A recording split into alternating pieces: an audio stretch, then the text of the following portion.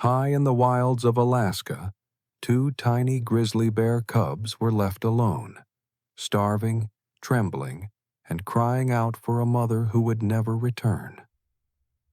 Just when it seemed the wilderness had closed its hand around them, something happened that no one could have predicted. The cubs lifted their cries to the sky, and an eagle answered. What unfolded next would become one of the most moving scenes ever witnessed in the wild, a story of survival, compassion, and a bond no one thought possible. Before we begin, make sure to subscribe to the channel, like this video, and turn on notifications. This helps us bring more inspiring stories like this to you. The valley had never seemed so empty. Snow still clung to the ridges, melting into thin streams that whispered through the grass. But for two orphaned grizzly bear cubs, the silence was suffocating. Their mother had been gone for 2 days, perhaps taken by a hidden fall into the river's icy current, perhaps by a rival bear. The wilderness gave no explanations. It only gave absence.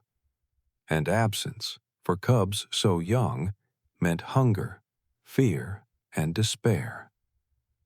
The larger cub, later named Coda by the rangers who tracked him, pressed his nose against the ground, sniffing for roots. His smaller sister, Luma, whimpered beside him, her paws dragging. She was weaker, thinner, her ribs showing beneath her patchy fur. They had survived by instinct, nibbling shoots and licking at the stream, but it wasn't enough. That morning, as the sun rose clear and sharp, Luma collapsed in the meadow. Her small body trembled, her eyes closing. Coda squealed, circling her, pawing at her side. He nudged, he whimpered, but she didn't rise. Panic filled his chest. He lifted his head and released a sound that echoed across the valley. A cry not just of fear, but of pleading. Above, the sky stirred.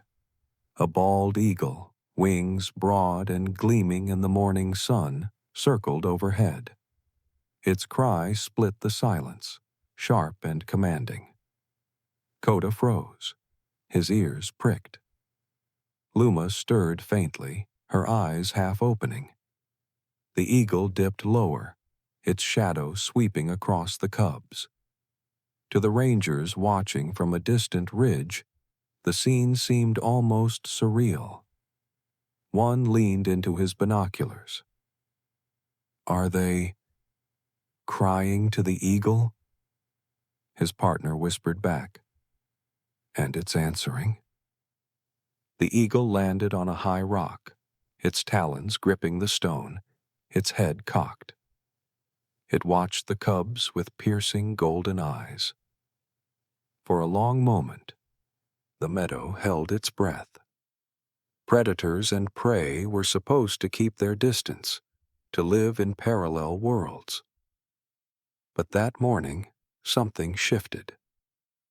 Coda squealed again, pressing his small body against his sister. His cry rose to the sky, thin and desperate. The eagle spread its wings and called back, a sound that rattled the valley floor. It wasn't communication in words, but it was connection. Two orphans on the ground, one sentinel in the sky. The eagle took off, soaring high. The cubs watched as it wheeled above the forest, its wings cutting through the sun. Minutes later, it returned, swooping low over the meadow. And then, something extraordinary happened. From the eagle's talons dropped a wriggling shape, a fish, freshly caught from the stream. It slapped onto the grass near the cubs, flipping, silver scales flashing in the light. Coda stared, his eyes wide. He sniffed, pawed at the fish, then clamped his jaws around it. For the first time in days, he tasted strength. Luma lifted her head, weak but curious. Coda nudged the remains toward her, squeaking softly. She licked, then bit, her eyes brightening. On the ridge, the rangers were silent. One finally whispered, "I've never seen anything like this." The eagle circled above, crying once more, as if urging them to eat, to live. The cubs obeyed. Morning broke clean and blue, the kind of Alaska sky that makes the air taste sharper. Frost sugared the sedges. Mist lifted off the creek in silver threads, and somewhere far up the slope, a ptarmigan clicked from a shadow of willow. Coda woke first. The ache in his stomach was duller than yesterday, but it was still there, a reminder that a single fish could not fill 2 days of emptiness. Beside him, Luma slept with her nose tucked under her paw, breath coming in short, whispery puffs. Coda nosed her gently. She stirred, blinked, and offered a small, hoarse squeak. He squeaked back, an exchange that meant we're still here. Above them, the eagle was already on the high rock. Morning light ran over its head like water over bone china. It stood tall and still, only the small adjustments of its tail and primaries betraying the fact that it was reading the valley. Wind, scent, motion. Coda's head tipped up. He did not understand guardian, and he did not understand bald eagle. He understood pattern, cry, eagle, food, life. He touched Luma's shoulder with his muzzle and then stepped into the grass, nose low, ears high. The eagle launched without ceremony. Wings carved the air. It rose on a tight spiral, banked, then flattened into a long, shallow glide toward the river bend, where the current cut a bright seam through shadow. Coda watched, enraptured. He tried to follow the line with his own small body, trotting awkwardly along the meadow's faint game trail. Luma trailed, slower, every third step a little stumble. At the bank, Coda peered into the water, black, green, flashing silver where sunlight bit. The eagle hovered, then checked, then slashed down in a perfect angle and flashed up again empty. It climbed, circled, corrected. On the third pass, it struck clean. A trout tore free of the surface, a knife of muscle whipping on air. The eagle beat once, twice, and carried the fish to a gravel bar just upstream where the bough of a driftwood log made a table. Coda lowered himself on his belly, watching every move. The eagle pinned the fish with one talon and tore a strip with its beak, head cocked, eyes swiveling. Then it did a thing that would stretch any sensible story past the breaking point, except that it happened. It dragged the fish closer to the water's edge where the gravel sloped toward the meadow. It ate. It left more than it needed. And when the fish thrashed itself over the lip of wet rock toward the outflow channel, the eagle did not stop it. The current nudged the fish down a narrow braid that curled back toward the meadow. Coda seized the moment. He splashed in up to his ankles, bit at the tail, missed, lunged again, and this time got purchase. Luma, emboldened by his success and the proximity of food, waded in until the cold bit her belly and then retreated, shivering but bright-eyed. Coda dragged, stumbled, and laughed, if a bear cub can laugh, with the effort, hauling the fish like a prize toward dry grass. They ate clumsily and gratefully, Coda taking big, messy mouthfuls and then nudging pieces toward Luma when she hesitated. Overhead, the eagle settled back on the rock, tearing the last of its own catch with clinical precision. It seemed not to watch. It missed nothing. By noon, the sun rose high and hard, flattening shadows. The creek lost its silver and went to glass. That was when the valley introduced a new calculus.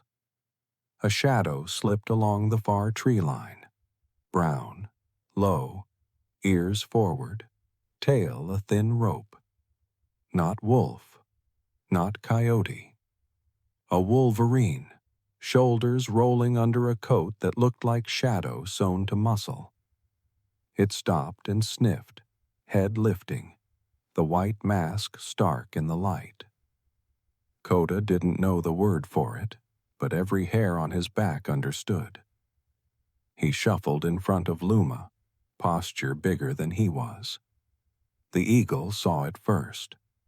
It left the rock with a barking call, sharper than the liquid cries of morning, and on the ridge, two biologists who had come in from the park boundary crouched behind a screen of dwarf birch. Their field notes had started the day in tidy, careful lines. Now the margins were a riot of exclamation points. "You're seeing this, right?" one breathed. The other kept glass on the wolverine.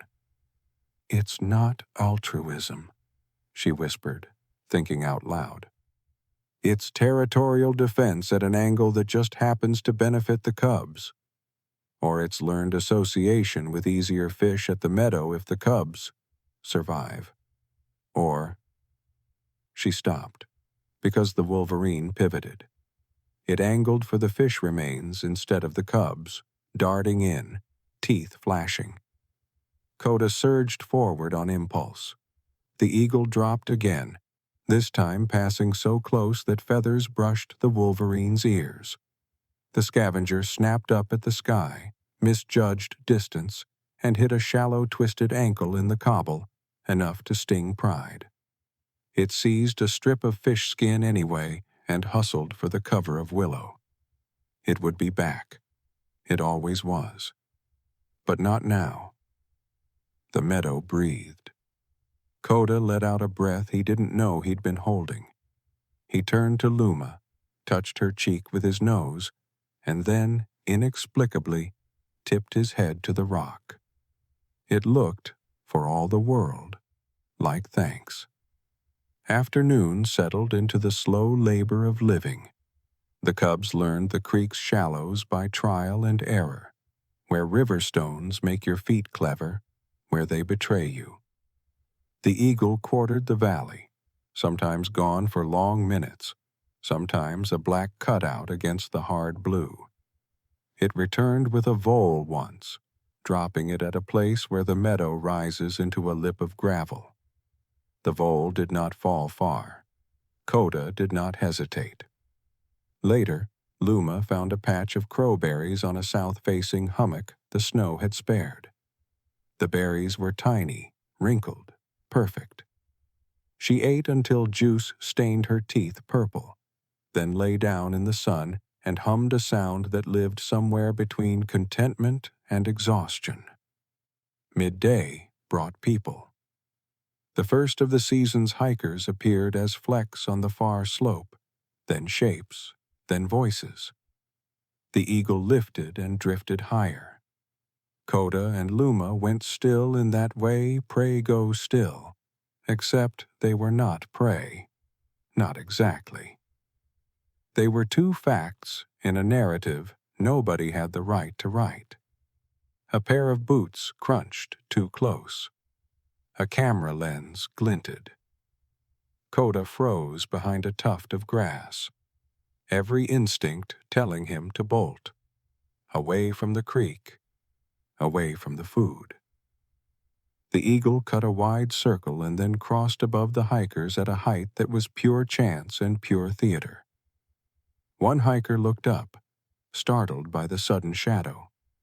In that small pause, A ranger's voice carried from the trail. "Off the meadow!" Back to the flagged route. Now, the boots halted, then retreated, their owners grumbling about rules and missing the point of a lifetime. Evening returned the valley to itself. Wind laid down. The creek found its evening song. The eagle came back to the high rock and preened, pulling a feather through its beak with the same concentration with which it had hunted. Coda curled around Luma and tucked her ribs under his belly, making himself a small, imperfect wall against the night. From the birch screen, the biologists finally stood. "We need to call this in," one said. The other nodded. "We need to protect this meadow. Today it was hikers. Tomorrow it'll be a drone." They left the way the eagle had taught them, indirectly, without drama, with an eye on the whole. As dark bled up from the creek beds, a shape moved on the ridge, bigger than Wolverine, heavier than Wolf. Coda raised his head, nostrils flaring. Luma stirred, eyes glassy with sleep. The eagle turned on the rock and watched the line of shadow peel itself from the silhouette of a spruce. It was a bear, an adult, hungry, moving with the unhurried authority of a creature that finds what it wants by moving until wanting becomes finding. The eagle cried once, short, bright. Coda stood. Every lesson of the day shivered through him.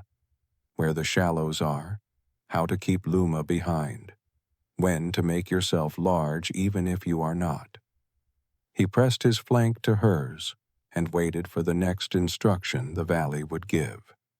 A hungry adult grizzly steps into the meadow at dawn, forcing the eagle, the cubs, and the rangers into a delicate choreography that decides whether this fragile alliance survives another day. Dawn arrived with a blaze of pink light spilling across the ridges, washing the valley in fragile beauty. Frost glittered on the grass, melting into dew as the sun climbed higher.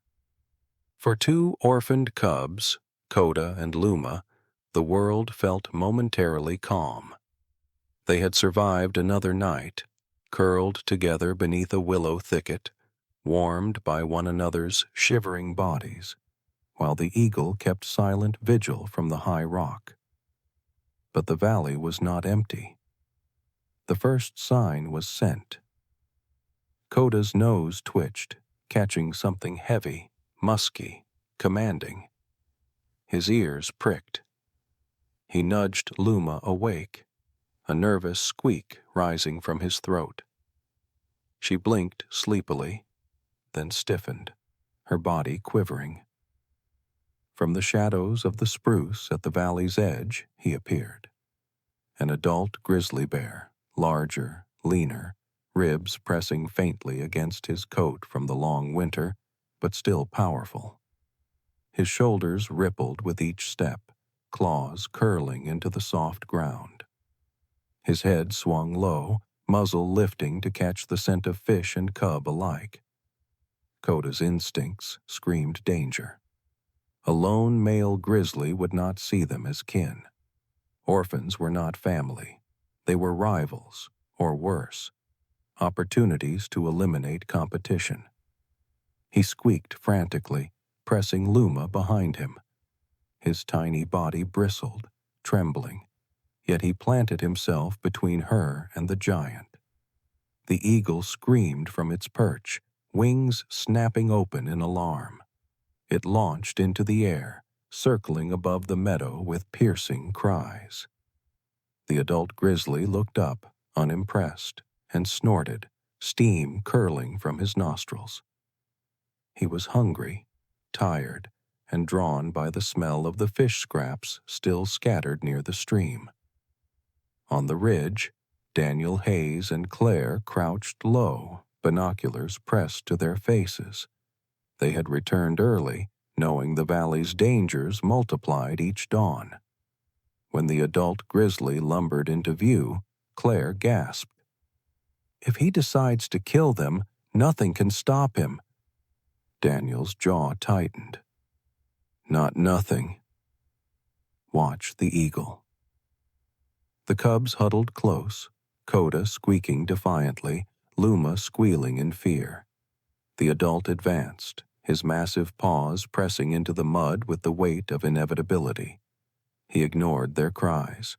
His eyes were locked on survival, not mercy. Then the eagle dove.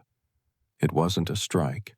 No talons raked flesh, but a calculated swoop, so close that the wind of its wings buffeted the adult grizzly's head. Startled, the bear swung upward with a roar, teeth snapping at the air. The eagle rose, circled, then stooped again, faster this time. It clipped the bear's ear with the brush of a wingtip. The giant roared louder, swiping clumsily. Coda saw the distraction and seized the moment. He nudged Luma toward the willow thicket, squeaking frantically. They scrambled into cover, hearts pounding. The eagle circled above, its cries a constant warning. But the adult wasn't easily dissuaded. He swung back toward the stream, lowering his head to sniff at the gravel where the fish remains still glistened. He pawed at the stones, snapping up scraps. Each mouthful only sharpened his hunger. His eyes turned toward the cubs again. The eagle screamed louder, banking hard, stooping once more.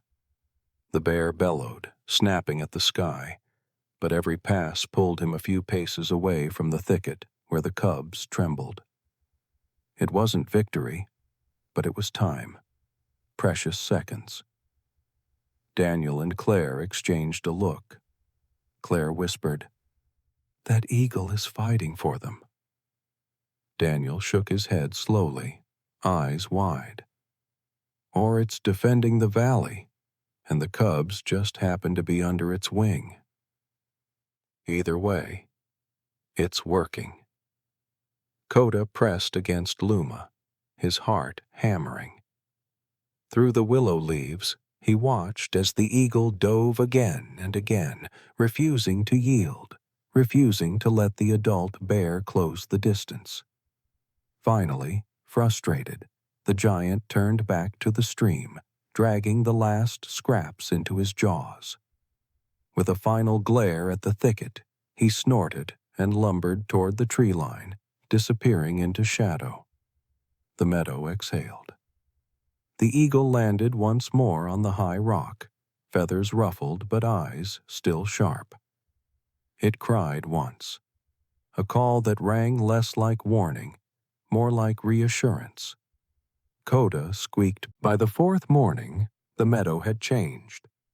Where once only the cries of cubs and the scream of the eagle echoed, now a new sound vibrated faintly through the air, a mechanical hum, unnatural and steady.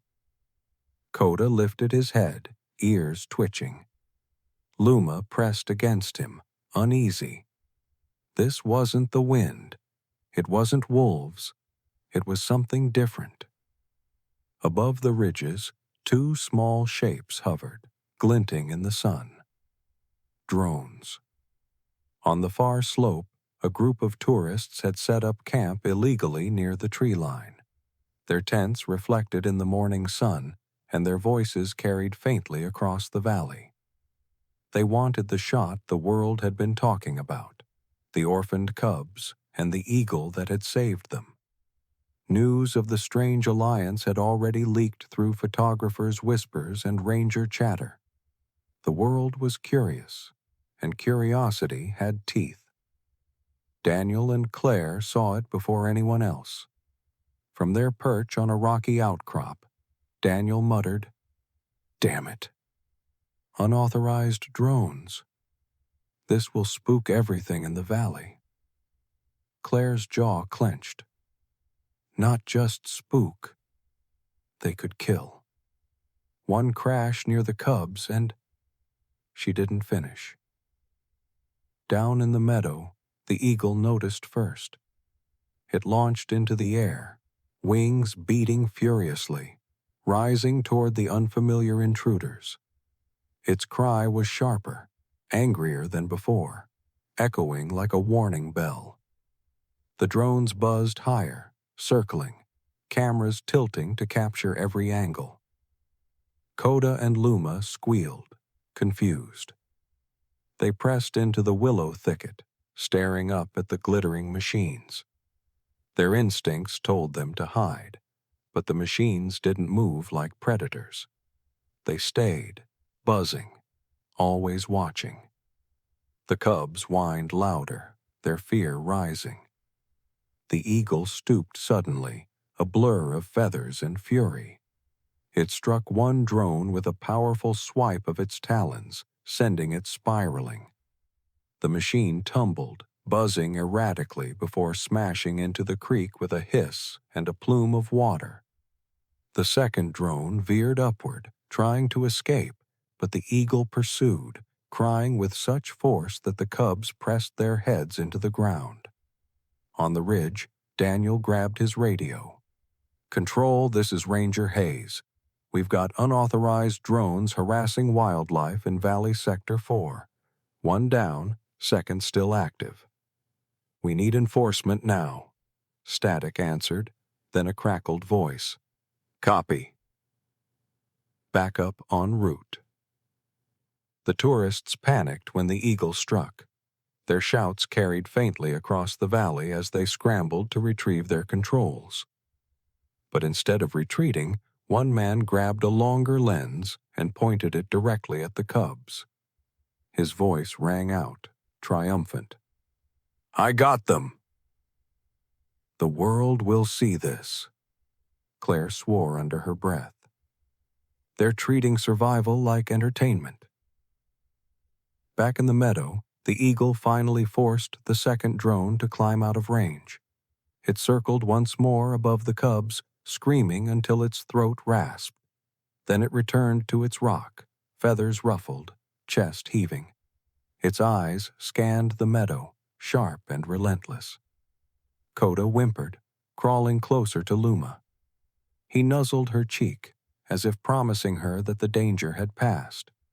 But the harmony of the valley had been broken. For the first time, the cubs had seen humans not as distant shapes on ridges, but as invasive forces that could pierce their fragile sanctuary. By midday, more people arrived, drawn by whispers and posts online. Cars parked illegally along the service roads. Hikers with tripods pushed past signs. The valley was no longer a hidden refuge. It was becoming a stage. Daniel and Claire fought to hold the line. They intercepted hikers, confiscated drones, shouted warnings. But for every intruder they turned back, another arrived.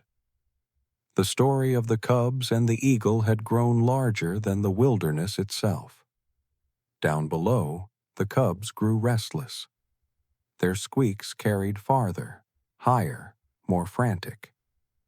The eagle shifted uneasily on its perch, wings twitching, scanning the ridges. Survival had all. The fifth day began with sunlight pouring into the valley, painting the grass a shimmering green. It should have been a morning of peace, but instead, the air was already filled with noise. Voices, engines, shutters clicking. The story of the two orphaned grizzly bear cubs and the eagle had spread beyond whispers. It was now a phenomenon. Headlines declared it the unlikeliest family in the wild. News vans crowded the service roads, and caravans of tourists spilled onto the trails. Some came with curiosity, some with reverence, but too many came with the need to capture, to possess, to share. From their rock outcrop, Daniel and Claire scanned the chaos below. The valley looked less like wilderness and more like an amphitheater. Dozens of people lined the ridges, cameras raised, their murmurs rolling down into the meadow like an unwanted tide. Claire's hands tightened around her binoculars. They're turning this into a circus. Daniel's jaw was stone. And the cubs are the performers. Down in the meadow, Coda and Luma felt it too. Their squeaks were sharper, their movements more restless. They pressed against each other beneath the willow thicket, eyes darting upward at the constant silhouettes that rimmed the horizon. Above them, the eagle wheeled in agitation, its cries ringing sharper, louder, more insistent. The cubs needed calm. They needed food. They needed the silence of wilderness. Instead, they had an audience. By midday, the situation escalated. A group of photographers crossed the warning signs and descended toward the meadow, tripods slung over their shoulders, lenses like cannons. Daniel's radio crackled with updates, each report grimmer. More people breaching the perimeter. At least 3 drones in the air again. Law enforcement is still 30 minutes out, Claire swore softly. By then it'll be too late. In the meadow, the intrusion became unbearable. One drone dipped lower, buzzing loudly above the willow thicket. Coda squealed in panic, pressing against Luma. The eagle launched instantly, its wings slicing the air as it dove. With a furious cry, it struck the drone, sending it tumbling into the grass with a crash of plastic and sparks. The crowd on the ridge gasped, some clapping, others shouting. The cubs bolted from cover, stumbling into the open in their fear. Shutters clicked wildly, capturing every terrified step. People cheered as though it were spectacle. Daniel's blood boiled. They're treating trauma like theater, he muttered. The adult grizzly from days before had not left the valley. Drawn by the commotion, he appeared again at the tree line, his eyes sharp, his body taut. The scent of fear, food, and chaos pulled him closer. The cubs froze, their tiny bodies trembling. The eagle circled, screaming, but the balance of the meadow had tipped too far. Claire's voice broke. If that male charges while the cubs are exposed... Daniel didn't wait for the sentence to finish. He dropped his binoculars and grabbed his rifle. We intervene. Now the crowd erupted in confusion as 2 uniformed rangers descended into the meadow. Daniel's voice carried like thunder. Back! Everyone back! This is federal land, not a stage. Some listened, retreating in guilt. Others kept filming, cameras raised even as the rangers advanced. The eagle swooped low again, trying to herd the cubs toward safety. Coda squealed, nudging Luma back into the thicket. The male grizzly hesitated at the tree line, watching the sudden surge of humans. He growled, the sound rolling like thunder, but then turned, retreating back into shadow. Even he had no desire to cross a valley filled with noise and steel. At last, Daniel reached the cubs. They cowered behind the willow branches, eyes wide, their small bodies trembling. He lowered his rifle, his voice softening. Easy, little ones. We're not here to hurt you. The eagle landed on the high rock, feathers ruffled, eyes blazing. It cried once, sharp, defiant, as if daring anyone to... Night fell hard on the valley. The sun bled out over the mountains, leaving behind streaks of violet before surrendering to the cold, endless black of Alaskan sky. Stars pierced through like diamonds on velvet. The meadow, so often alive with bird song and rustling grass, lay heavy with silence. But not all was still. At the willow thicket, Coda and Luma huddled close, their small bodies pressed together for warmth. Hunger gnawed at them again, their bellies empty, their voices weak. Every snap of a twig made them flinch. Every gust of wind carried their mother's absence. Above, the eagle had not left. It perched high on a spruce at the valley's edge, feathers fluffed against the chill, golden eyes unblinking. It had stood guard for days, but tonight it seemed even sharper, restless, as though it sensed the turning of something larger. On the ridge, Daniel and Claire crouched with two other rangers. Their faces were drawn with exhaustion, but their decision was final. The cubs could not survive another day of human intrusion, predators, and starvation. Intervention was no longer a choice.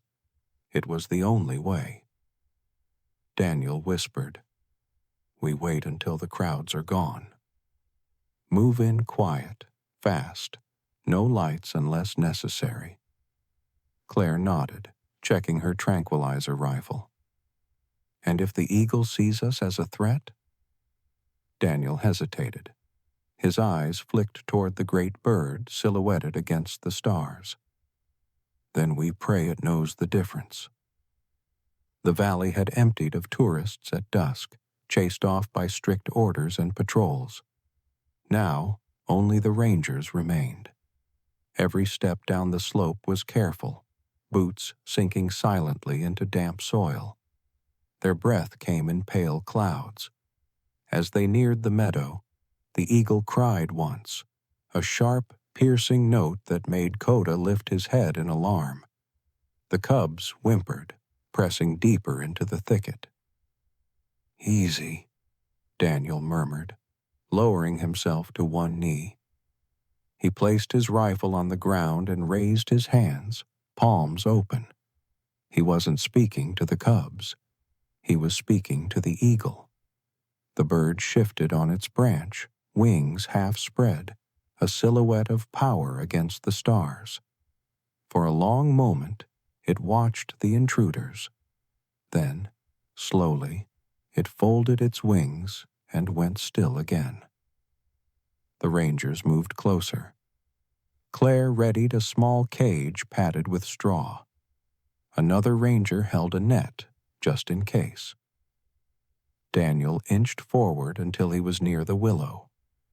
Coda squealed, charging clumsily toward him, tiny paws batting at the air. Luma whimpered behind her brother, her eyes wide with terror. Daniel lowered his voice, soft, steady, almost like a lullaby.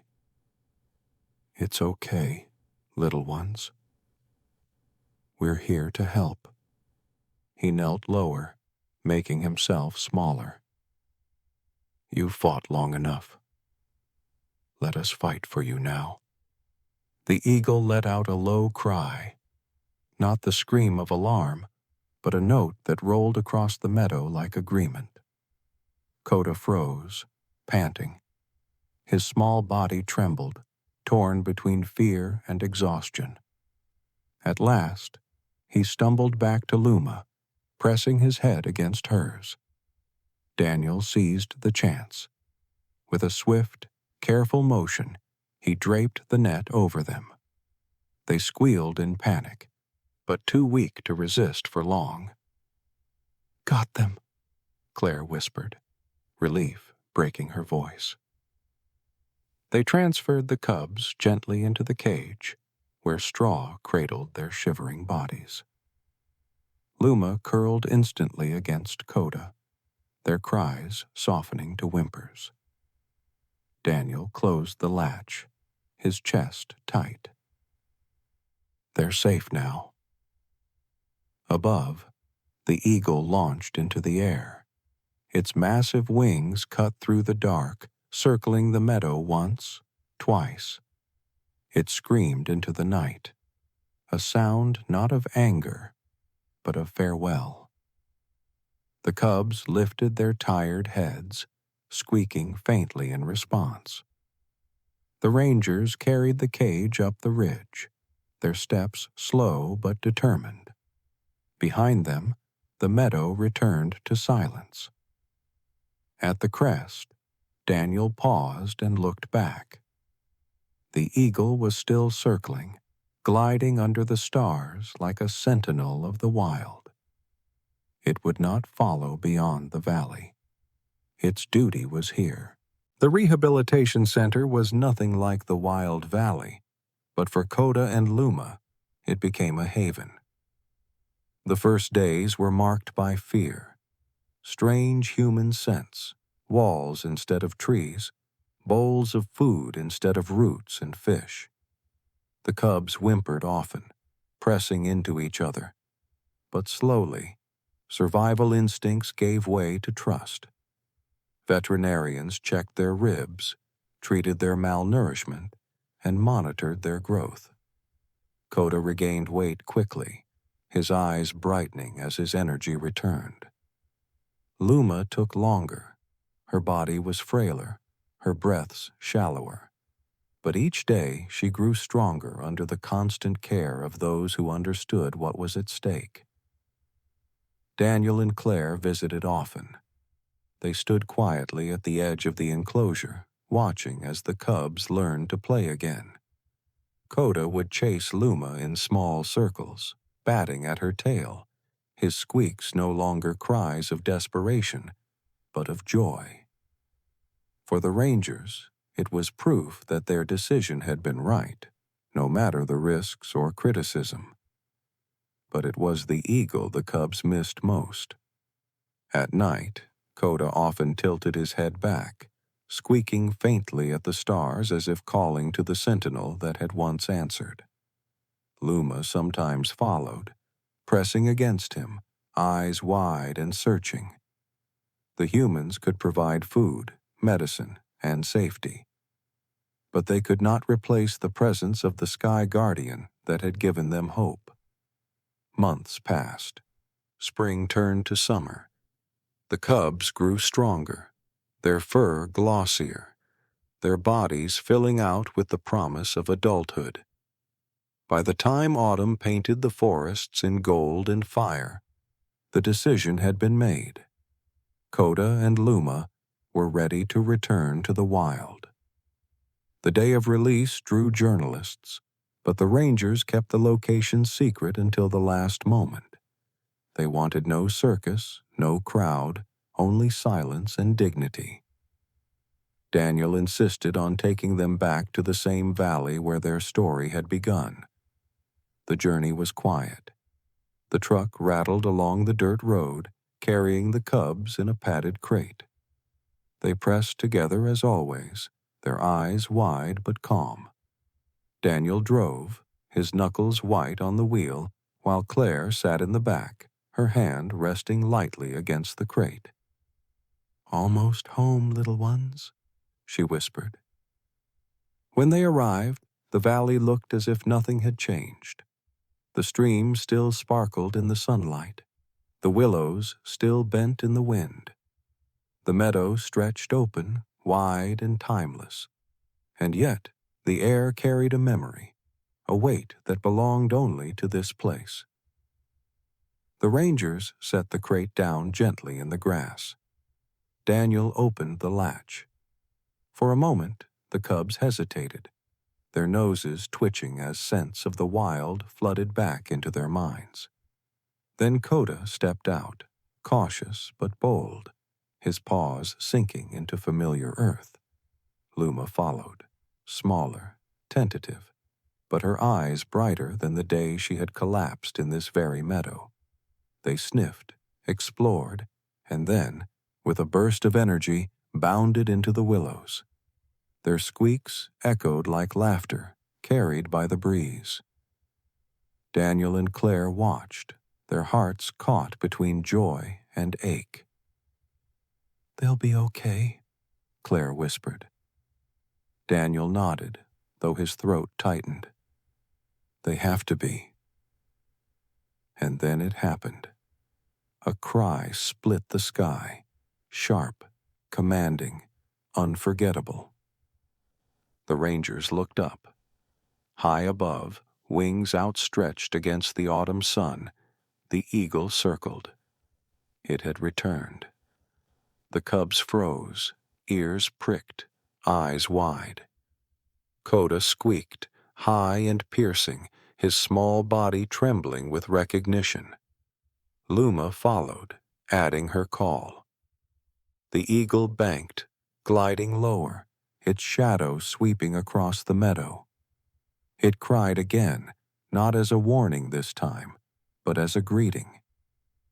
The moment was brief, but it was enough. The cubs pressed close together, their eyes never leaving the sky. The rangers stood in silence, their breaths caught in the enormity of it.